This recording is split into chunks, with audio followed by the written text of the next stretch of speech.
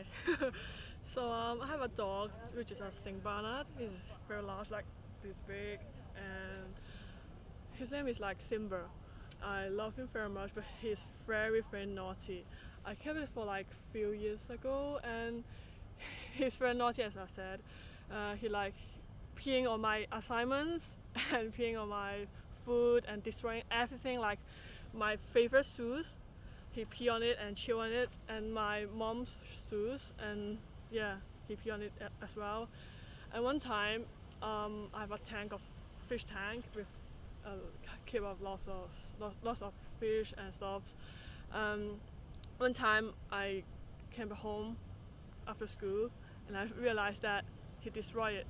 What I've done is like, um, he put his hand in the tank and then um, make the lamp fell over and the fish all died because of I don't know what reason. Yeah, so he's very naughty, but sometimes he's very very cute. Like every time I come back home, he's very happy, and then he jump on me, and then yeah, like that.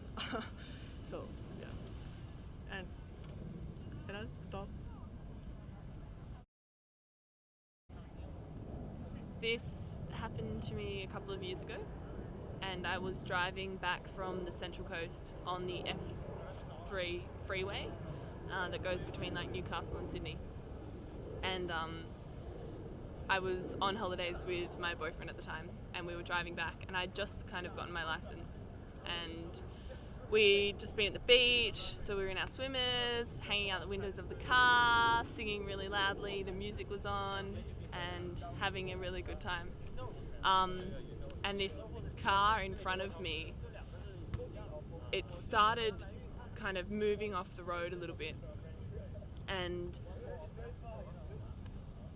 at first I didn't take much notice, and there was some roadworks on the freeway, so we had to slow down a little bit anyway. And then this car moved.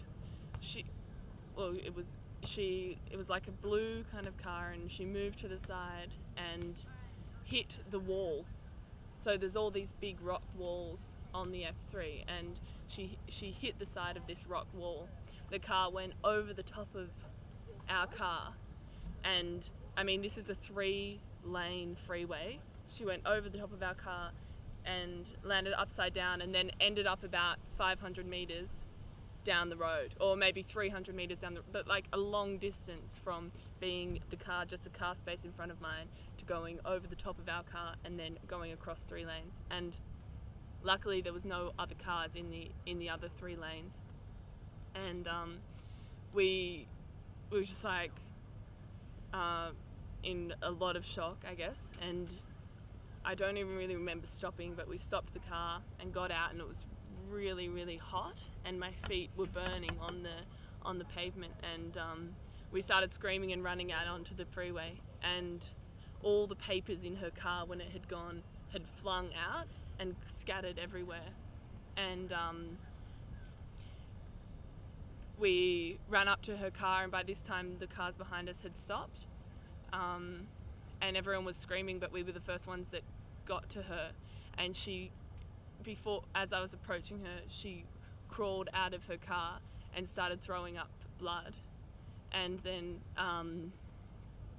started kind of convulsing, and we ran in and pulled her out of her car, and there was just kind of blood everywhere. And by this time a lot of other people had come, and I ran back to my car, got my phone, and my boyfriend at the time stayed with her, and some other people had come, and one guy was saying, "Oh, I'm a doctor, I'll look after her," and we got all towels and held them above her because it was such a hot day. But she actually died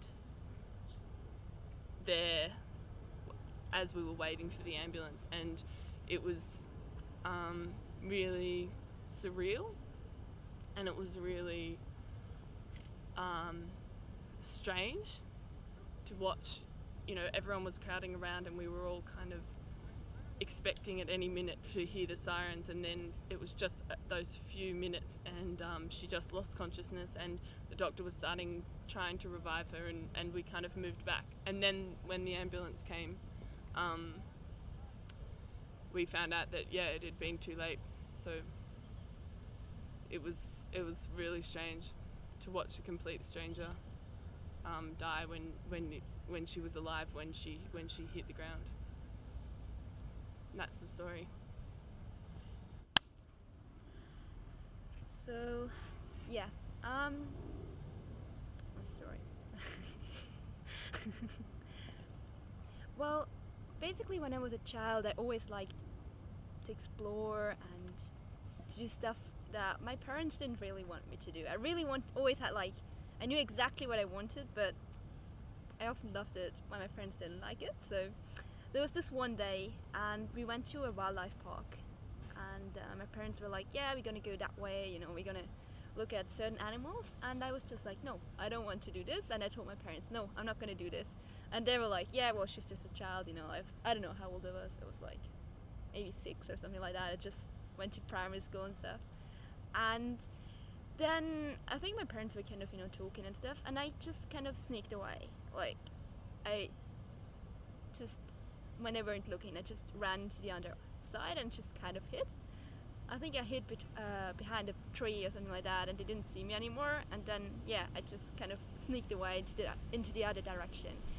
And it was actually quite for a while that my parents couldn't find me, because I was really enjoying this hide and seek, basically, because at first I was like looking back a little bit and, you know, saw that they were trying to look for me, but then I really enjoyed the feeling of being free, you know, being able to do what I wanted. And I went into some, you know, like cages of some animals too, and I went to the bears, because the bears are really the animals that I wanted to see. And then, you know, there were a lot of people there, but I kind of managed to sneak into the cage of the bear. And yeah, that's not what I was supposed to do. Like, it was sort of this door where you could go into, where only the caretakers of the animals could go in, and it was somehow open, and I managed to get in there. And yeah, that was pretty scary, because, well, well, first it wasn't, because I was just not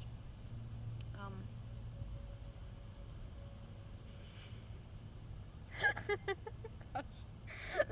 Oh my gosh, that's bad. That's actually not supposed how it's supposed to be. Yeah, but basically the bears didn't notice me, because I was in there only for like a very short time, and then people saw me, and I got basically rescued, and there were a lot of people around us.